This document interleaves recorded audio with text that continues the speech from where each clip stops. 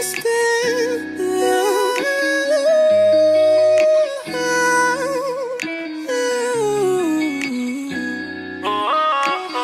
Put you on a stand, let you do your thing. The way you're showing up, we on the same page. You know what's on my mind. We need satisfaction. Put the time and we run. Whoa, if I had the chance, girl, I can't let the time go by. Never listen to Russia. I think I need another night. Whoa, every time I feel that thing go. This is the first episode, so I had to get my aunt. So Rick Ross is an author, mentor, speaker, and entrepreneur.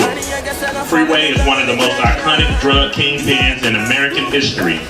According to the Oakland Tribune, he made more than $600 million in the 1980s. As of today, Rick is a changed man, traveling the country speaking, promoting his autobiography, his documentary, and a couple of other projects that are on the way. He got in town last night. He's been at schools today. He's been by 97.9 The Beat.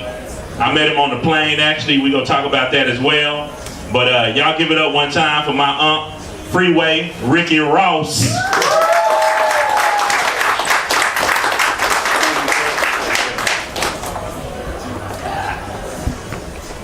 How you doing today, man? I'm good, thank you. Back in Texas, back in Dallas? Home. See, a lot of people don't know that. and this is going to be real casual for everybody that's listening to this or everybody that's in the building tonight. We are at the Foundation Room in Dallas, the House of Blues. Great venue. Shout out to Steve, shout out to Q. But yeah, so a lot of people don't know that you're actually from Texas. So tell them where you're originally from. Yeah, Tyler. I was born in Tyler. Tyler, Texas. East Texas 903. We got the 903 people in the house? Yeah. I'm from East Texas too. I'm from Greenville. So, yeah, so I wanted to talk about, I call this the 21 crack commandments of business success. No doubt. So, first I want to talk to you about, you know, a lot of people may or may not know you, so tell them how you got started in the game. First off, and then we'll go into a few other things as well. My mom moved to LA when I was 3 years old. She got tired of East Texas. She thought it would be more opportunity for us in LA. You know, but East Texas was still the racist. Yeah, you know, they still had black and white bathrooms. Absolutely. So moms felt it would be better for us to move to California. So she moved when I was 3. We moved in South Central. You know, I've been staying in South Central all my life. Okay. You know, since I was 3. Went to school, was trying to be a tennis player. You know, thought that was going to be my way out of the hood. You know how we are. We always trying to get out the hood and then coming back. Yeah. So with tennis, that's a different thing. Like usually in the hood, you either want to be a basketball player, football player, some kind of music artist. Why did you get to be 6 feet tall? Okay. So why tennis? How did you choose tennis, or did tennis choose you? Man, it was like, I don't know, it was just a stroke of luck that we were roller derbying on the tennis courts one day, and this guy come up and he started betting us that we can't hit the ball inside the box, and it went from there to not being able to play football because of the size and the height for basketball, that tennis just became my sport of choice. Played in high school, made all city. Okay. Had opportunity to go to college, but I couldn't read or write. So that killed my opportunity of going to college, and I found myself, after I wasn't going to college, back into the neighborhood. So I want to stop you right there. So you mentioned that you couldn't read or write. So how did you kind of go through school all the way up to high school? Finagling, you know. Finessing? So you had to gift the gab early on, obviously. Yeah, you know, you go to the teachers. In high school it was easier because my coaches wanted me to be eligible for the tennis team. All right, so they would go with me when I go talk to my teacher, they go with me. Okay, I got you know, we need to give them a seat this time. So, you know, the teachers abided and kept me eligible for the team. Okay. But after a while, I got to the point to where I was like, you know what, you're not going to college. Why keep up the, you know? Yeah, keeping up the facade. The facade that just go really ahead and be what you're gonna be, you know. And I found myself back in South Central, hanging out with the guys I went to elementary school with and junior high school with. I started low riding, I went from low riding to stealing cars, from stealing cars to selling cocaine. So in the transition from the cars to the cocaine, how does it go from one to the other? Because it got to be something that happened. It wasn't like they say marijuana is the one that leads you on to the heavier drugs. Right. I started in the heavy drugs and then I went to marijuana. Okay. But my boy came from school. He played football. Okay. So when he come from college, he was playing with one of the best running backs in the country. So they had everything they wanted. So he came back and he was like, "Man, I got the new thing." And I was like, "What is it?" And he laid it on the table. It was cocaine. Okay. And so when I saw it, I didn't believe it. I didn't believe it was cocaine. I didn't believe it was so expensive. So what was the prices like? Back then, a gram was like $350 for 1 gram of cocaine. Okay. So most people couldn't. I couldn't afford it for sure. Right. Had he not gave it to me, I never would have had it. But once you get somebody started, they're gonna find a way to get that money. So I started that day. That was the day I started. I started out just helping him, move his stuff. Okay. Because he was somebody I looked up to and respected.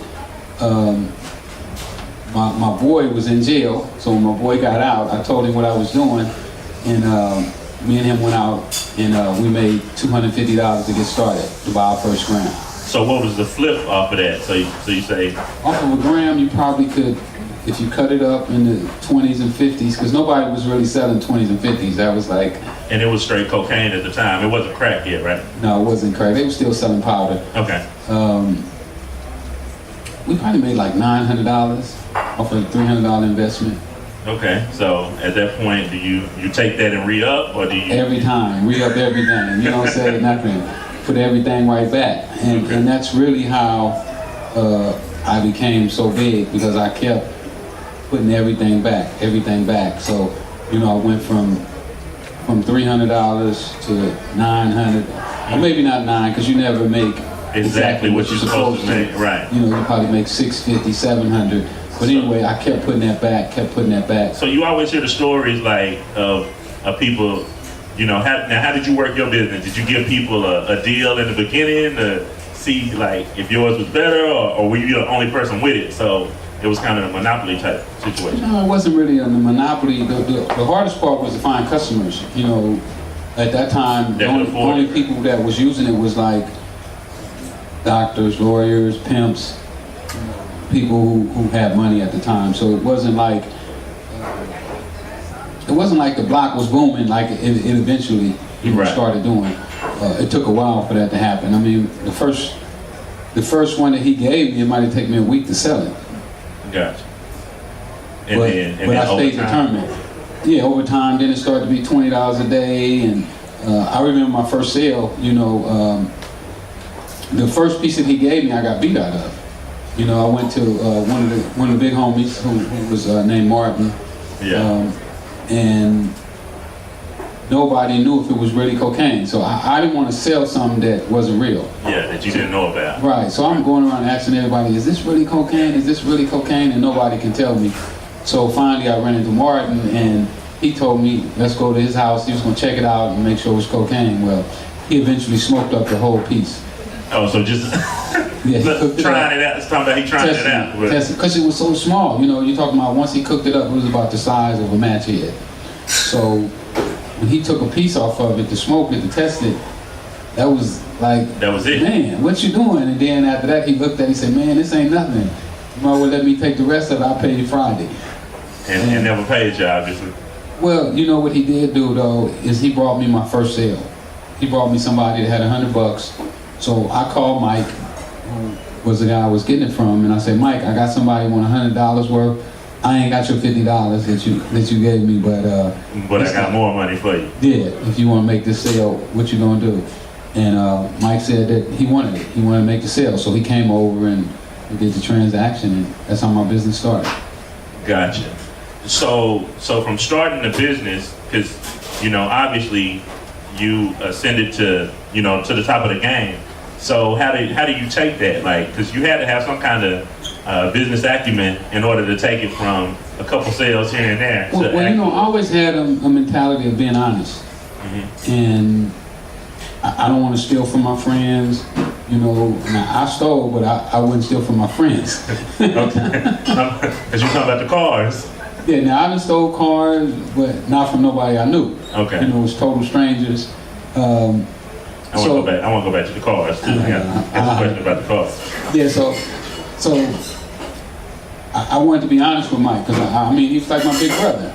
You know, you don't do something to your big brother and not tell him what happened. Right. And it was an accident. I never meant to give his $50 worth of cocaine away. So right. I had to explain that to him, and I just practiced my business like that. You know, treat other people the way I wanted to be treated. All right, so y'all need to be taking notes, because there is some business notes to be taken despite no doubt. The situation. You can still learn some business in it. Oh, I mean, it's really all the same. Business is really business. And you know, like when you're doing regular business, sometimes you get beat, or it look like you got beat, but it always comes back to you. You know, no matter what happened, right. Good things, if you do good deeds, they always come back in some form or some fashion. Yeah, and you obviously get experience. You obviously learn, and you know, and how to do things a different way so you don't get beat again. Absolutely, absolutely. Okay, so back to the cars. So you said when you were getting the cars, were you getting them yourself, or did you set up a business for that? I started off, when I stopped playing tennis, some of my friends took me to what they call the street races. Okay. This is where all the lowriders hung out, and this is the first time, I mean, I've been living in LA all my life, and I'd never seen a lowrider before, yeah. I guess. I just had never remembered seeing a lowrider before. Right. So they take me to the street races, and for the first time I'm seeing lowriders. And they got these candy paint jobs and these murals on the hood. And this is 80 what?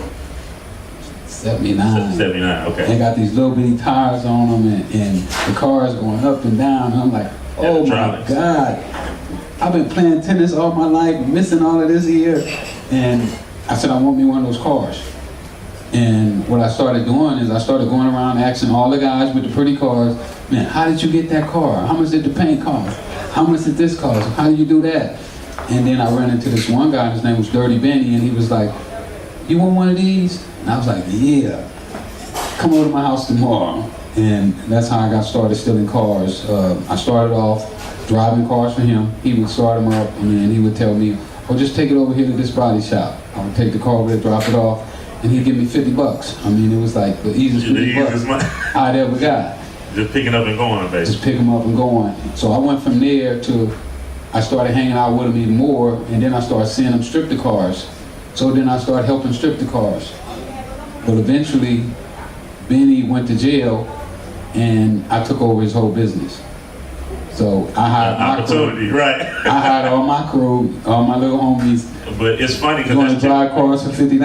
Right. That's typically how it works, though. Like with any business, you know what I'm saying? You find an opportunity, you find how everything about the business, how to run it. You're absolutely correct, and that's why it's so important for us to be around people who are being successful. You know, like a lot of times, we don't pick who we hang out with. You know, right. We just hang out with people because we like them. But what I learned from that is that you have to hang out with people who you want to be one day. You know, like, oh, I like his house, I like his car. Right. So I got to start doing the things that he does to get those things. Gotcha. So you went from the cars. You said early on when you start putting your. Oh, I want to talk to you about teams. So how did you start figuring out how you put your team together? Because you know sometimes I already had my team. Sometimes you can't have your friends in the business. Sometimes No. I already had my team. I mean, I had a crew that we grew up together. You know, from elementary school, we rode bikes together. Even when I started playing tennis, they didn't play tennis, but they still was my dudes. We played football together, basketball, baseball. I mean, that was my team. And when I would learn something new, I would always bring them in. And teach them. And teach them what I learned. And that's pretty much really how I became so wealthy in the drug business, is because I had so many friends that I could teach. You know, some of them didn't do right, but Some of them did. Enough did. And how did you deal with that when, you know, it may be your boy, but he messing up business? Like, well, you know, if it's somebody, the way I did it is, you never give somebody something that you can't afford to lose. So when I sold drugs, if I gave you whatever it was, an ounce or 5 kilos, I already knew that I may never get that back. Right. So I was prepared to not get it back. And if it came back, that was a blessing. That was a bonus. Yeah. And that's how I look at, like, you know, my background is doing marketing and events, and a lot of times from throwing parties, you know, people think it's so easy, like, oh, I can just get a venue and throw a party. But I always tell people, don't get into nothing that you can't afford to lose the money. Because you may invest, you know, $5,000, $10,000. Never put your last on the line. Exactly. Yeah, I totally agree. And that's pretty much the way I practice my drug dealing, is that I would never give anybody something that I couldn't afford to lose. That's why I never had to kill nobody or whoop nobody or nothing like that there. Yeah. And so, and I always thought that was interesting about your story as well, that you didn't necessarily promote not to be violent, but you never really were violent. So how did I did promote not to be violent with my guys. They knew that I was anti-violent, because you know, I mean, if you a logical thinking person, you know, if you get violent, then the police is gonna get involved. You know, like, it's times that, I mean, if I was getting violent, I'd be a serial killer. I mean, because there's so many people that has taken advantage of the opportunities that I gave them. But I always looked at it as if, you know, it's going to be your loss, you know, because I'm a win. Right. You know, I know I'm a win in the end. When I look back at my life right now, I know that I've never lost in anything I've done, and that's including going to prison. Okay. You know, before I went to prison, I knew I was going to prison. So what I realized is that once you put something in your mind, even if you don't know that's what you're bringing to you, right, you're actually bringing it to you. It's called the law of attraction. Absolutely. And I know years before I went to prison, I already had put in my mind that I was going to prison. And I was prepared to go to prison. So in actuality, going to prison was another part of my goal to accomplish what I had planned for myself. Okay. So if that makes sense. So you never, you know, because most of the time people in the street game, they realize that, okay, it either leads to death or jail. So you never feared for your life. You always thought it was going to be jail as opposed to... Yeah, I had already said that I wasn't going to do anything to make anybody want to kill me. Gotcha. So, and that led to not killing anybody. You know, if you kill somebody, then somebody might want to kill you because of, right, the revenge. Of the revenge factor. So I never wanted that to be a part of my business practice. And you know, I started with $300. You know, me and my partner, we started with less than $300. So everything above $300 was always, to me, was a win. Right. So and a lot of people don't understand that in business, that, you know, up is up, you know, the green is the green. So I'd always been up, so it was no reason for me to be mad, angry. I mean, even right now, some of the skills that I learned from selling drugs, I still practice today. Like, people say, you don't get mad, you don't get angry. When I was selling drugs, I couldn't get mad or angry because there was guys that would have reacted off of that, from me getting mad or angry, or from me losing control. So I always had to be in control. I always had to play it cool. No matter what the situation was, I still had to hold up, let's think about it, let's figure out what we're going to do in this situation. And you know, I always had to do that.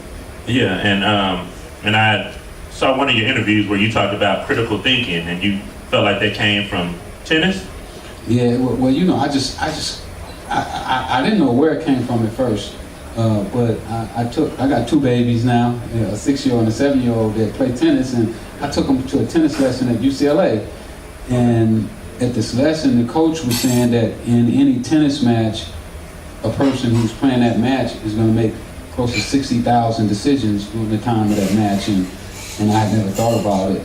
And making those kind of decisions. And these are decisions without even really thinking about it. These are just Right, split seconds. You know, you gotta read where the ball is going. You gotta look at the other player and see how he took his racket back, where his foot is planted. Where you think the ball is about to go. Where you think the ball is about to go. What's his best options?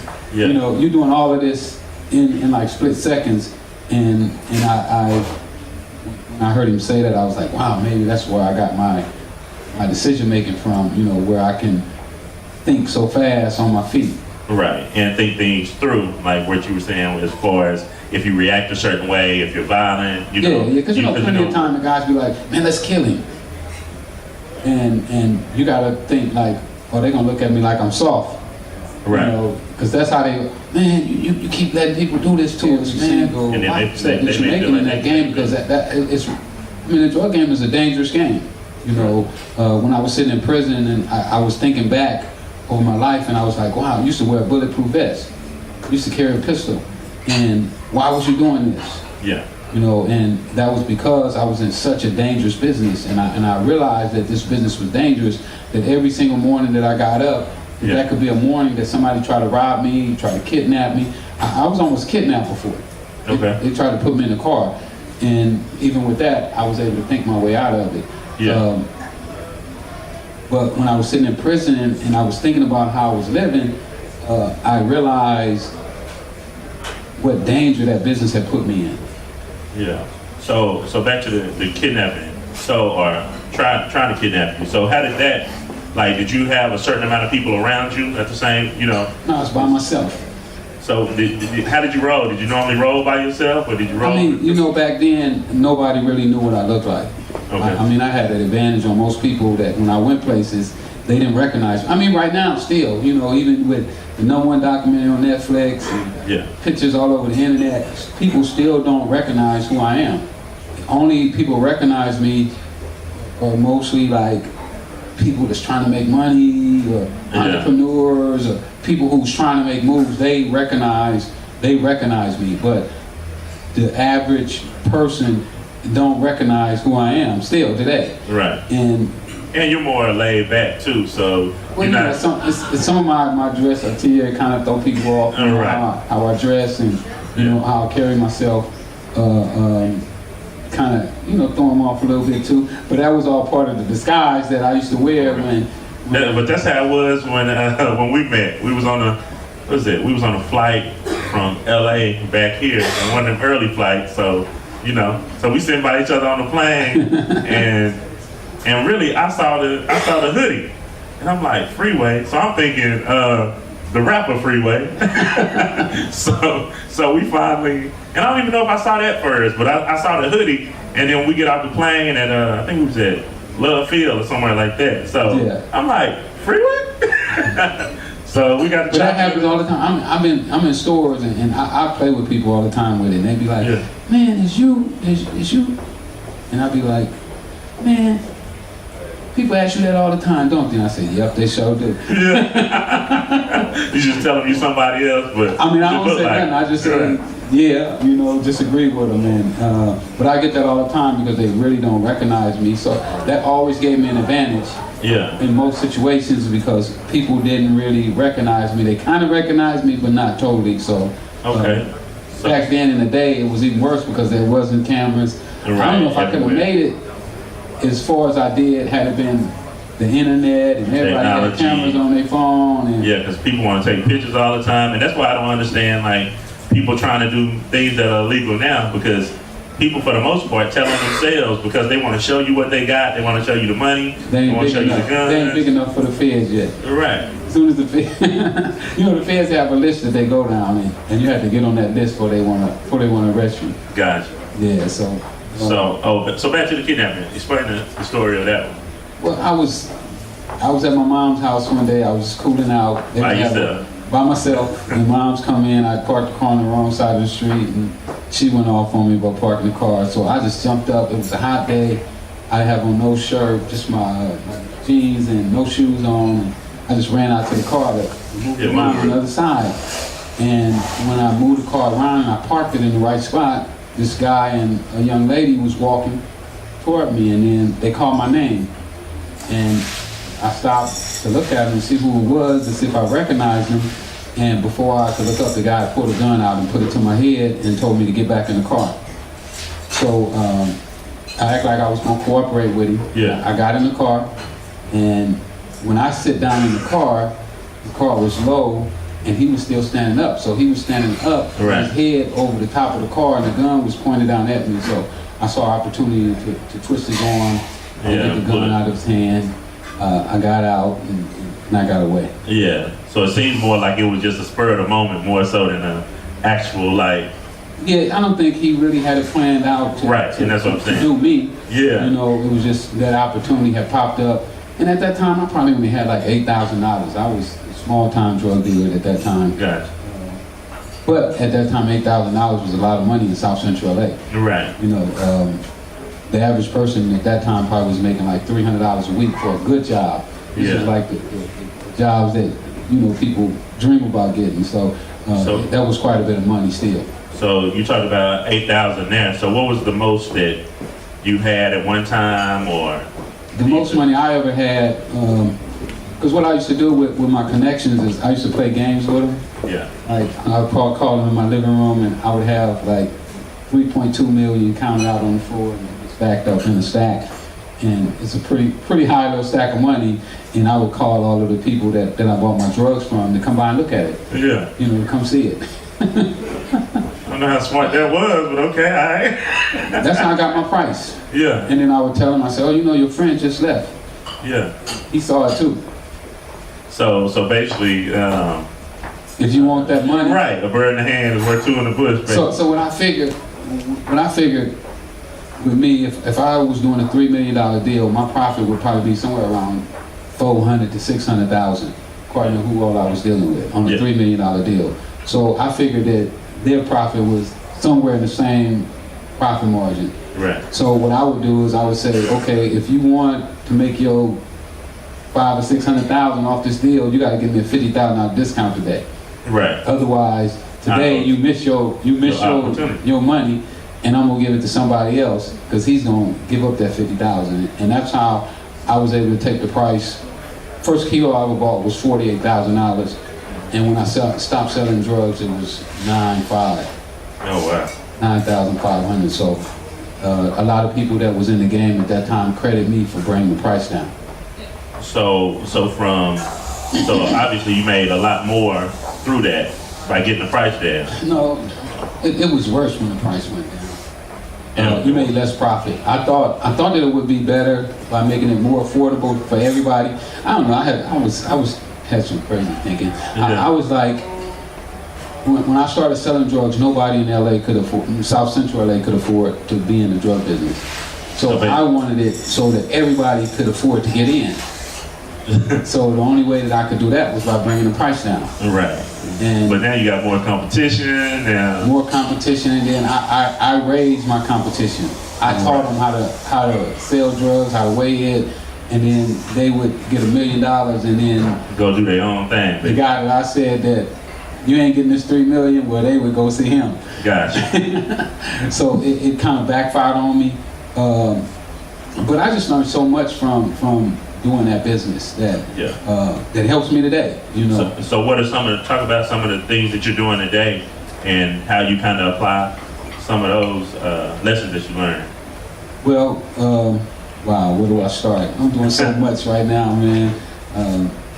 From the book, working on the movie. We got the books for sale. Also, the books. How much the books? $20. So make sure y'all pick up a book. The books are $20. So make sure y'all with an autograph and a photo. I'm doing the books right now. I sell cars. I do taxes. I do credit. You do taxes? I do taxes too. Yeah. I can't picture you sitting up doing the movie. Doing the movie. Boxing. Okay. Music. Yeah. What else? I know we got the artist here. We was playing his music earlier. Cannabis. Not cool. Oh, cannabis. I'm in the cannabis business. I'm probably one of the. I don't know. Let me say. I gotta try to stay modest. Yeah. You know, I'm probably in a position to be probably one of the strongest people in the cannabis industry. Yeah, we got not cool, right? we just went down to the city of Los Angeles, and now I'm helping structure the laws of cannabis in LA. Yeah. We just did that in the past like month or so. So do you do a lot with the with the laws and stuff for like anything else other than the cannabis law? Well, I just learned how to do politics. They just started teaching me how to do politics. You know, how to go and talk to the councilman, and how to make them do what you want them to do. Right. So I'm just learning that. So now I'm like, oh, I'm finna get some contracts too. I'm gonna start building some streets and some bridges. And, because you don't really have to do the work. You just be the subcontractor where you get the contract and then you let somebody else do the work. Yeah, and then you get the profit off of that. Exactly. So I'm learning that right now with the politics, funded marijuana, CBD. I'm negotiating deals with CBD companies right now on starting my own CBD product. Okay. Oh yeah, you're everywhere. I'm all over the place. You know what I figured with these principles, it's like there's nothing that you can't do. Oh, I'm in the trucking too. I haul cars. You done mentioned like 25 different businesses. I don't know. Streams of income at the end of the day though, right? I mean, that's what it's supposed to be. But you know, my main thing that I found out that I do is I always try to find the best people that I can to work with. Okay. And then when you do that, you don't really have to worry about that business because you know they got it. They'll take care of it. And what I like to do is I like to make people my partner. Yeah. You know, where I don't, you don't work for me, because if you work for me instead of working for yourself, you're not going to work as hard. Right. When it's your business, you work a lot harder. You work a lot harder. Or you should work a lot harder. When you feel like you have ownership in it. Correct. So I usually try to give people ownership in every business that I go into. Yeah. The thing that I'm most proud of right now is that we should be getting a script to my movie here in the next any day now. We should have had it Monday. They've been putting me off. And do you have a title for it already? No, we call it Untitled Rick Ross Story. Okay. I know you have a director, right? We do, but I can't mention his name. Okay, gotcha. We had a director already tied to it. Reginald Hutman is producing. Okay. We got Kim Harding. She's a casting director as well as a producer. She's casted some of the biggest black movies in Hollywood. Baby Boy. Yeah. Matter of fact, the one that they stole my story, Snowfall or Fake or whatever it's called. Yeah, a lot of people don't know that Snowfall is about you. So. Yeah, they stole my story. She casted that, and I always wanted her to be my casting director. So when they hired her, and they hired her without me even knowing that they hired her, I got a call one day and they was like, "Oh, we got a great casting director." And me and Kim were cool before they hired her. Yeah. Because when I was going to like Ori Emanuel and Spencer Boomer, the guys who run William Morris Endeavor and Sony and all those guys, I was saying, I want Kim to cast my movie. And they was like, "Oh, Kim Harding, we don't want her. She's not good enough." Yeah. And so. But it's good it worked out. Yeah, and how did you hook up with Reggie? Who hooked me up with Reggie? A lot of people don't know that Reggie is the one that produced House Party. House Party used to be the president of BET. In my personal opinion, he's the smartest guy in Hollywood to me. Yeah. I think so. Gino introduced me to Reginald. Okay. And we went out and we sit down and we talked. And next question, what did you eat? Because we ate vegan. I know you're vegan. Yeah, we ate vegan food. So how did you become vegan? I bet while I was in jail. A guy told me that I couldn't do it for 6 months, and I won the bet. Obviously. And I went back to eating meat for one day and got sick. Yeah. And I said that I would never eat meat again. That was the last time I ate meat. So talk about, you mentioned that you knew you were going to go to jail at some point. So can you talk about kind of the events that led up to you going? Well, I knew that I would be going to jail. I didn't know how long I would be going to jail. And I didn't know who would be the one to set me up. I didn't know that it was the guy that I've been getting my drugs from who was going to be my informant. Connect. I said your connect, basically. Yeah, my man. Yeah. Because you went for a short period of time and got out, then went for the. Yeah. I went for 5 years before he set me up. Okay. Well, really, I would have got a life sentence on that one too if my case wouldn't have turned out the way it did. It was some cops. They had formed what they call the Freeway Task Force. So they had got like 3 or 4 cops from each station in LA, each police station, and they formed the Freeway Task Force, and their goal was to bring me and my organization down. But these guys started stealing money and planting drugs and torturing people and just all kind of the usual LAPD crazy stuff that you hear. Yeah, so they were living like drug dealers. You know, they bought vacation homes on the river and was driving Mercedes Benzes and Rolls Royces from the money that they had been stealing from drug dealers. And nobody thought anything about that? I don't know, man. So when they started doing that to me, I hired a private investigator to investigate them, and he went out and started saying all the different things that they were doing. It was crazy how it happened because my lawyer didn't believe that they were doing it. Yeah. You know, when I told him, I said, man, these cops are planting drugs. He's like, oh, cops don't do that. You know, he's, you know, one of those lawyers from Beverly Hills, so. Right, so he had never heard of such a thing. They never gonna do that to him. So he said, if what you're saying is true, you ought to hire an investigator. Yeah. And I was like, good idea, you know one? So I hired this guy named Frenchie, and he cost me about $100 grand. Yeah. To follow the cops around. Everywhere the cops went, he was documenting it. Yeah. And so eventually when I got arrested, we turned Frenchie's report over to the prosecutor. And when I did that, all the areas that I had got indicted started making me deals. You know, because these cops that went all over Texas, they worked on my case in Tyler. You know, I got arrested in Tyler too. No, I didn't know that. Yeah, I had cousins in Tyler that I got arrested on their case. Yeah. Cincinnati. I mean, everywhere I went, these cops were going there. And this was on the first one, right? That was on the first one. Okay. And so when I got out, I was out 6 months. Well, really, the day that I got out is when they started setting me back up. They had Danilo to call me that day. Danilo was my old supplier, and he was offering me cocaine, you know, to help me get back on my feet. Mm-hmm. And the whole time was just a setup. Yeah.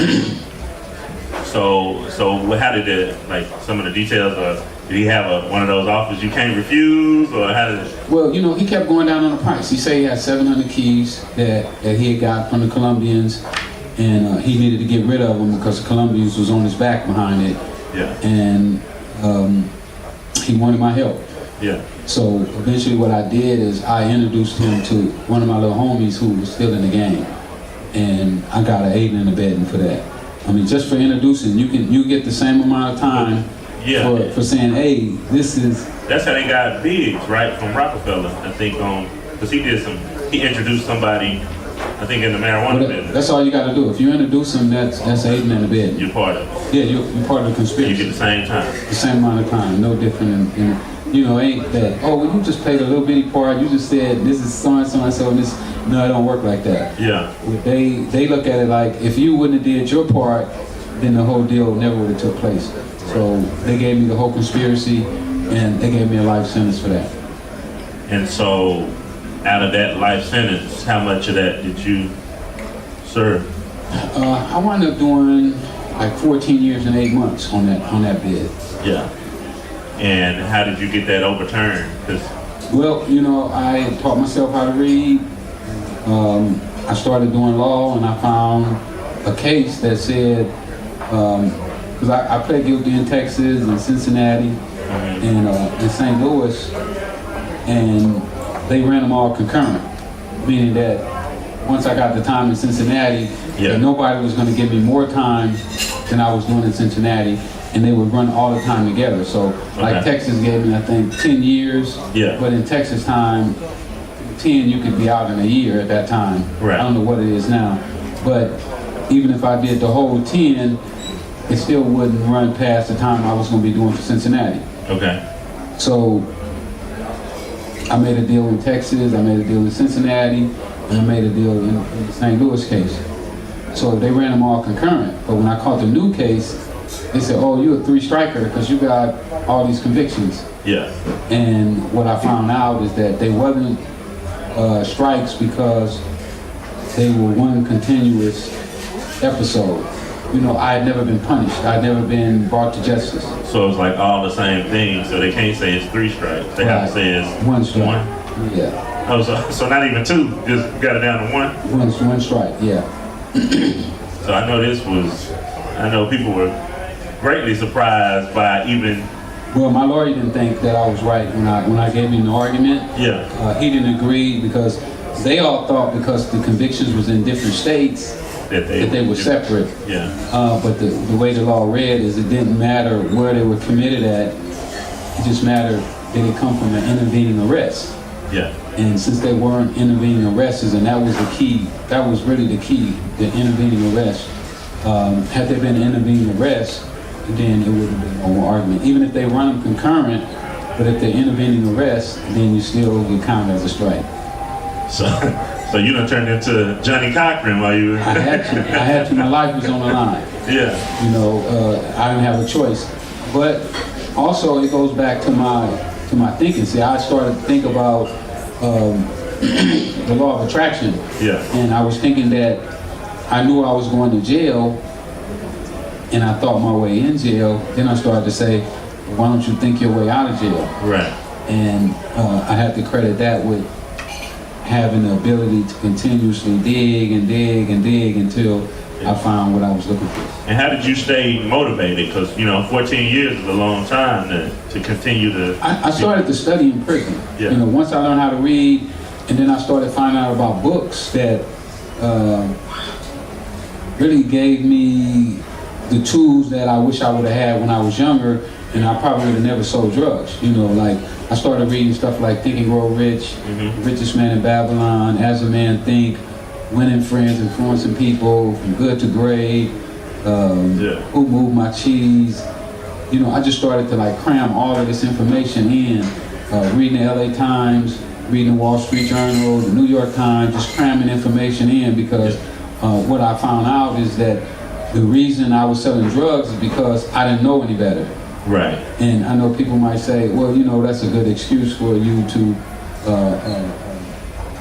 to sell all these drugs, but there's people who make mistakes and really don't know that they're doing wrong.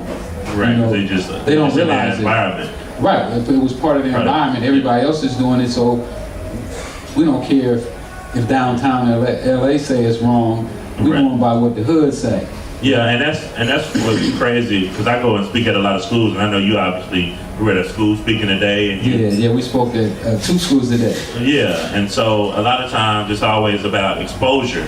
Kids aren't exposed to things other than athletics or illegal activity or things like that. So it's very interesting that... Well, it's funny that you say that, because I asked the kids today, how many kids knew a drug dealer? Yeah. Everybody raised their hand. Yeah. I asked them how many knew a lawyer, half raised their hand.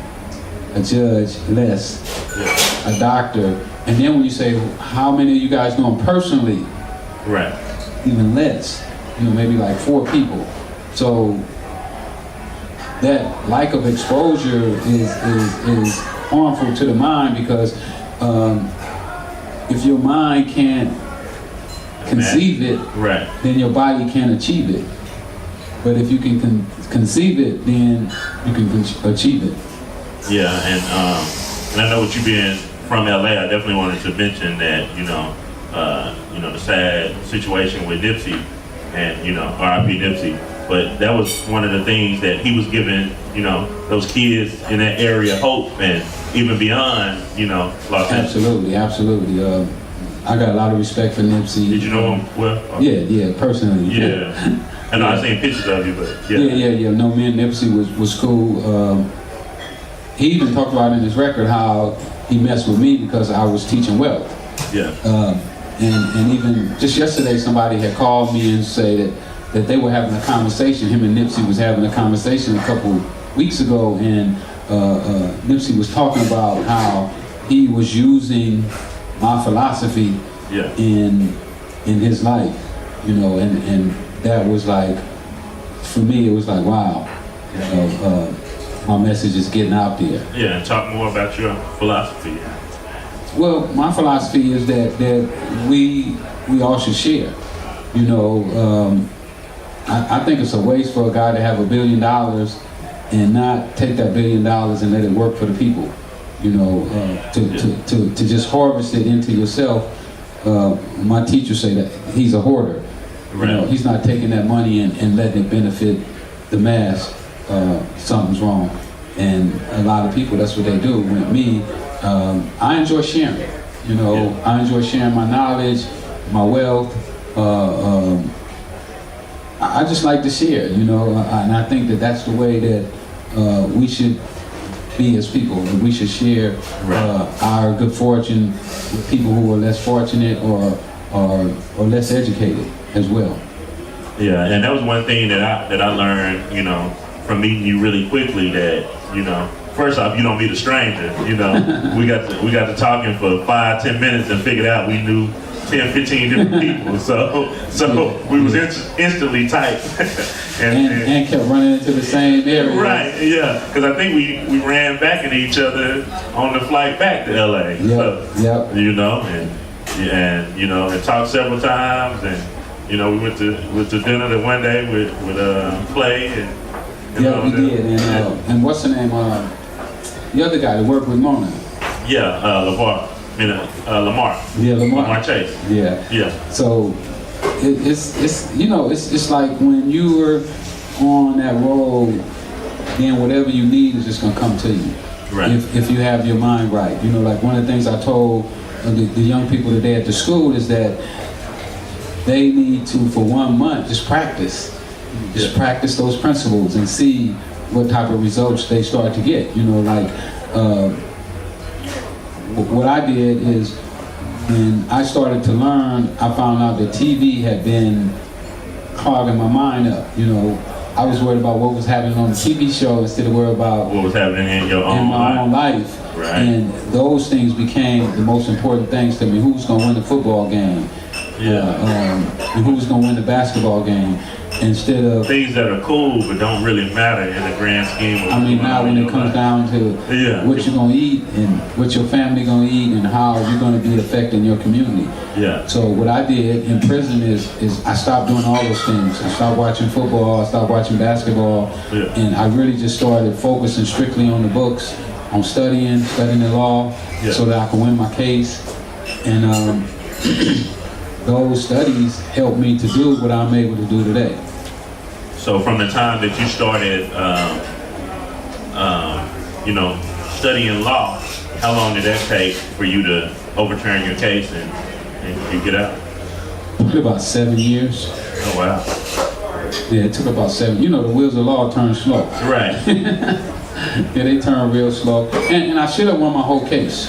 Yeah. You know, there was issues in my case that I definitely know that I should have won. But you know, the system is not colorblind. Anybody might think it is, but it's not. You know, if you're black and you go to federal prison and you commit the same crime as somebody that's white or even Hispanic, blacks are getting 10% more time. With the exact same background, same crime, same amount of money, you're going to get more time. It's just the way it is. That's RAM reports say that you're going to get more time. And with me, I understand that firsthand because I was there and I experienced how when they're dealing with you as a black man, they treat you different. You're not rehabilitatable.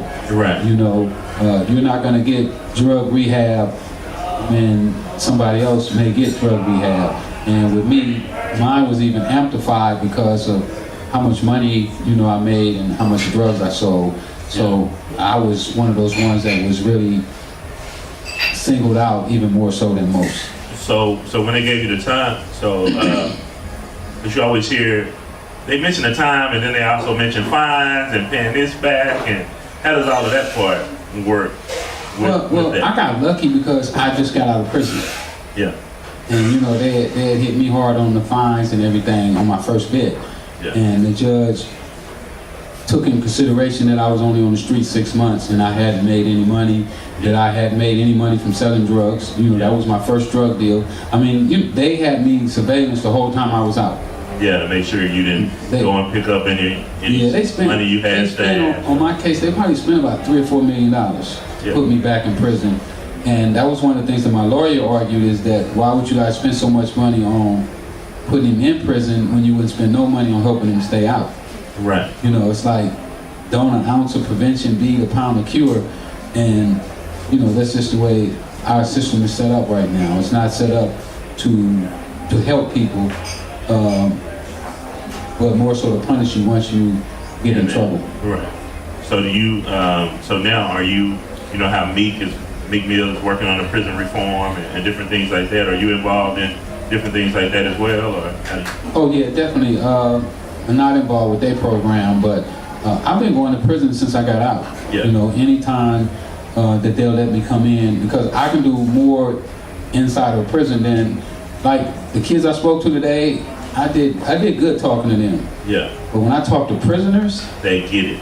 They really get it, because, you know, I did 20 years in prison. I've only been out 10. So I still know more about prison than I probably know about the streets, because I'm still getting readjusted. I'm still learning the internet. Like, I'd never been on a computer before I got out of prison, you know. And when did you get out? I've been out 10 years now. Okay. So, you know, even with the cell phones, I'm still learning how to work my iPhone. Yeah. I know you've been going live. They want you to go live a lot more. They taught me how to do that about 3 or 4 months ago. I've been like, oh man. Yeah. I mean, I can talk to 30,000 people at one time. Yeah. So yeah, I've been going live more, and I enjoy it. You know, I enjoy the conversation with the people. Right. Yeah, I know you are a talker, because you a call. You don't really text like that. I don't like to text. Yeah, you a call. But that's part of me not, you know, being used to the system. You know, I like to hear your voice when. Right, because you'll call me sometime like, yo, you in LA? Where you at? We can catch up and get some. But I can read voices. You know, like I can tell when something is going on. Like when you're in prison, the telephone is like your number one toy. You know, like you know voices. I can tell something wrong. I can tell something wrong. I just know how to do that on the phone. I can read the telephone. So with me, I still enjoy talking to people. You know, even if it's brief. Yeah. Better than a text message. I mean, what they trying to say in this text? And then they don't put the whole word. They put like 3 letters to say right. Yeah, you may or may not know what that means. Yeah, so I might misinterpret it, you know, and sometimes I text them and they call me, what you say, man? Yeah. So, you know, my messages get misinterpreted sometimes. So it's always better for me to be personal. I like the personal better than, you know, that standoffish. Gotcha. And so what else you have going on while you're in Dallas? Because you're here to what, Monday?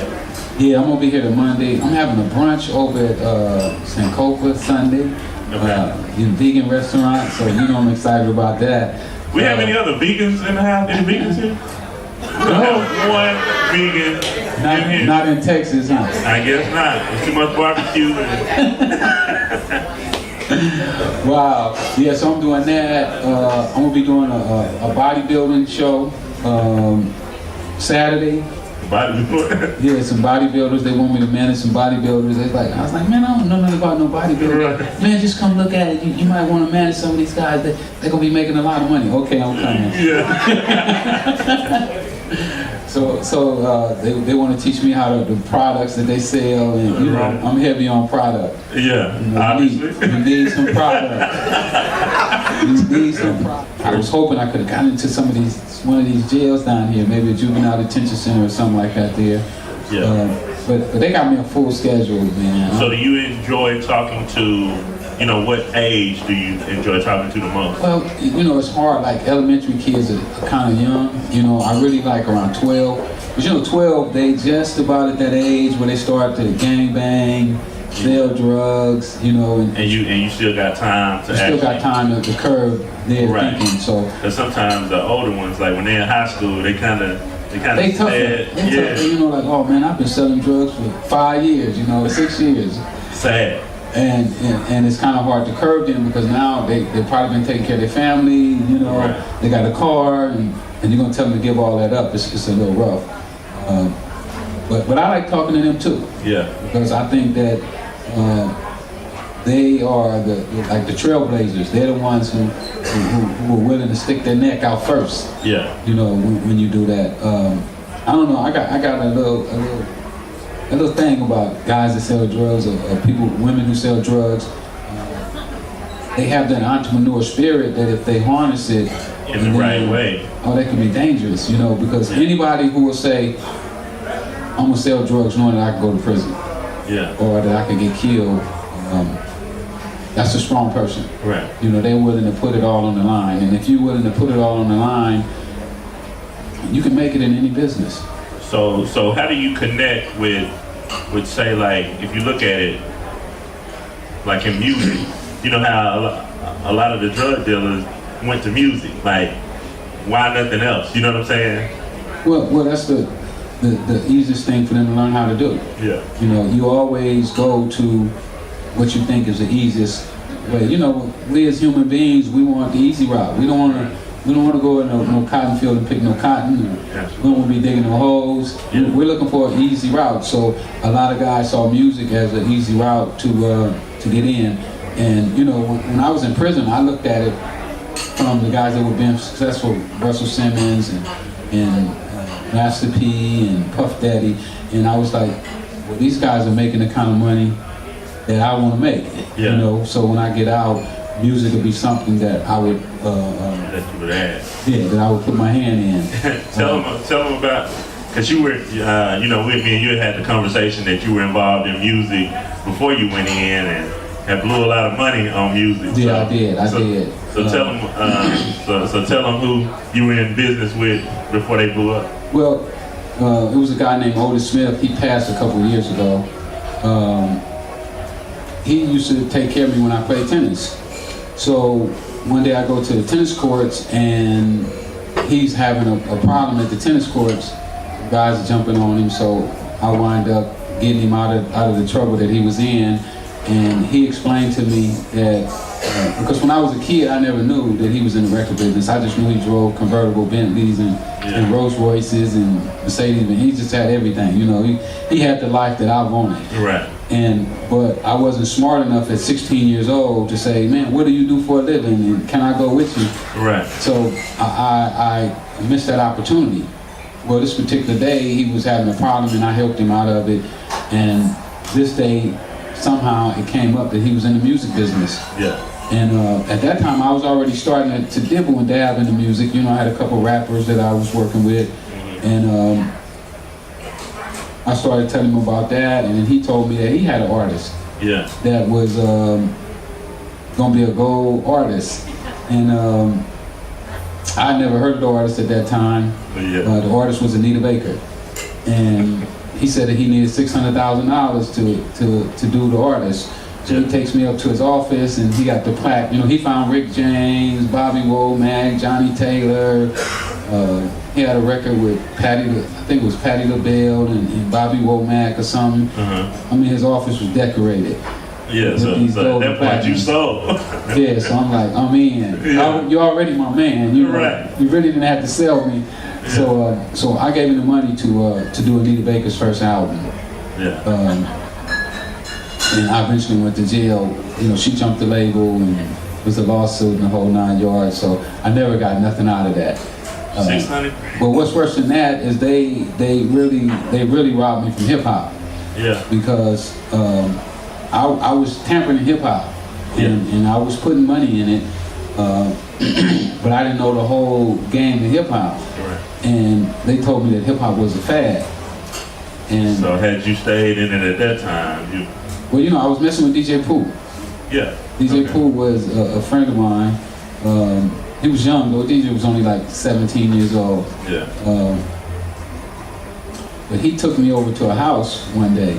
Yeah. And all the rappers was there. King T and Tiny T and Master Spade, and you know they had the drum machine and wires was going everywhere and speakers, and I didn't understand it. Yeah. You know, I see all that, I'm like, wow. And for the people that don't know, DJ Pooh, co-wrote and came up with Friday and did a lot with. He did Ice Cube's first album. Yeah. He did Color Me Bad. Producers for Dr. Dre. Yeah. And so when I go to that apartment, I see it and I'm like, wow, this looks crazy in here. And then I go back with Otis and them, and they got these big studios. Yeah, they got the plaques. All the latest stuff, you know. Dick Griffey had the high rise that in Hollywood, you know, with that Babyface eventually bought. You know, Dick Griffey found Babyface. Gotcha. He found Babyface, Midnight Star, and I don't know, go on, and you know, they was decorated. Right. And so they telling me hip hop was a fad. Yeah, so you like, this is the way I need to go. It's popping. I'm going with them. All right. I mean, I'm still using my same formula, go with the best people. Right. That was my formula. So when I get out of prison and I go meet Dr. Dre, Dr. Dre said, man, I was at that house that day you came over there. So you could have already had. I could have been right there when I was there at the heart of hip hop in LA when it was just getting started. Right. That was even before Master Spade and them had did the Battle Ram yeah, because I know they mentioned you a lot in the early music and everything. Yeah, they did. They did. But you know, Spade used to get his drugs from me, and that's how he bought the first drum machine. All them guys learned how to play on Master Spade's drum machine. King T, me and King T stayed tight while I was in prison, and he was telling me about how Spade was the first one with the drum machine, and everybody learned how to make beats. Kind of keep you updated. Yeah, off of that drum machine. So when I sit back and I thought about it, that I was right there. Had I made the right move, you know, I could have easily been, you know. Is that one of the, you know how we all have regrets? Is that one of your regrets? It is kind of. It's kind of, but you know, I say, you know what? Now I got Naku, you know. Yeah. And I think Naku can be one of the biggest R&B artists out there. Yeah. You know, we got him working with the top producers. You know, he just did like 10, 12 songs with Brian Kennedy. Right. Brian produced Nelly's Country Grammar, Rihanna, Kelly Clarkson, Chris Brown. I mean, he's well decorated. Good. We also got, when we get back, we also got, what's his name? It's my man too. I can't think of his name. He killed him. You know, you be having so much on your mind. Rockstar. Okay. When we get back, we got Rockstar want to sit down with us about doing some music. So yeah, I've been seeing a lot of the media, and you've been taking them with you. I know he did Vlad TV with you. Yeah, he's gonna do everything. We did the radio station today. Okay. We went to the school. They had to bodyguard him out the school. The little girls attacked him. So. He's just, you know, he has that magic. You know, I can see that his voice is so strong, and you know, his father was the founder of the SOS band. Gotcha. So yeah, Hazy was too. Yeah, so he has that background, the pedigree that, you know, that I feel comfortable with. Right. You know, I feel real comfortable with that. So I'm excited about him, and I think that he's gonna put me in a position in the music business to do some things that I would have did had I would have made it in the business then. I know that I could have took the music business to another level, and people told me, even with Otis and Dick, and even they took me one time to meet Barry Gordy, and they all asked me to stop selling drugs.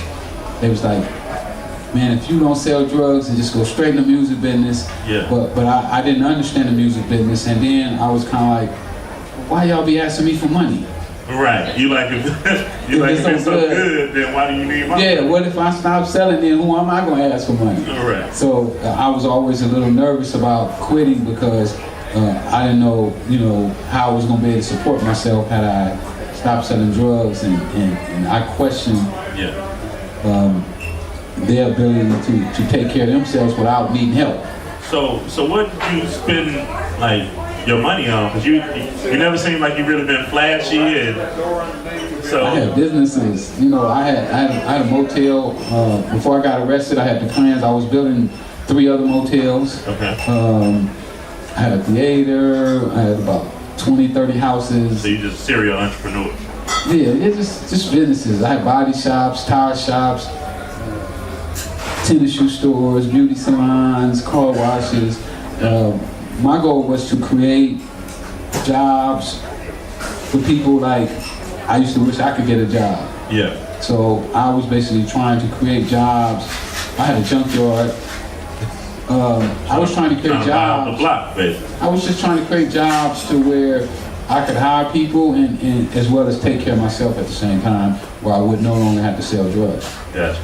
I didn't want the drugs to finance my lifestyle. You know, like some drug dealers, they use the drug business to finance their lifestyle. You know, to buy their car, right, their jewelry, their clothes. I say, if I'm gonna have some clothes and jewelry, I want the business to buy that stuff. Yeah.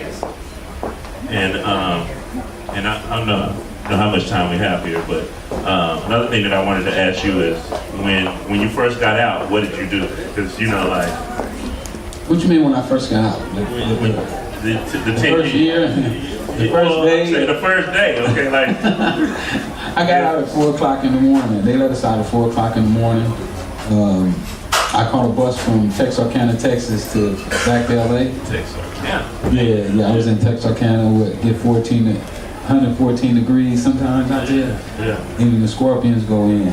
Right. So they let me out at 4 in the morning, and about 8 of my friends met me at the gate, and we rode the bus together, and you know, they gave me my first phone, and you know, we just chilled and enjoyed. I didn't want to fly. I could have flew back to LA. They wanted to buy me a plane ticket, but I wanted to just like see the sights and see everything. See everything, and just take my time and you know, suck it all in. Yeah. And so, where do you see I know you have a lot of businesses. So, what's like the main thing as far as that you feel like will take you to that next level or continue to take? Because you know, everybody has that one thing. Well, I don't really know which one. I mean, any one of my businesses could. I feel like I'm in a position, just like the producers when I was in prison. They used to say, "Man, I'm one turn on the knob from going platinum." Yeah. Well, I feel like I'm one phone call away from all my financial dreams are just taken care of. Yeah. I don't know if it's gonna be Cannabis, the movie, the book. You know, I know my book is so good, and I definitely feel like it's gonna be you with public speaking, and the books. I feel like that's.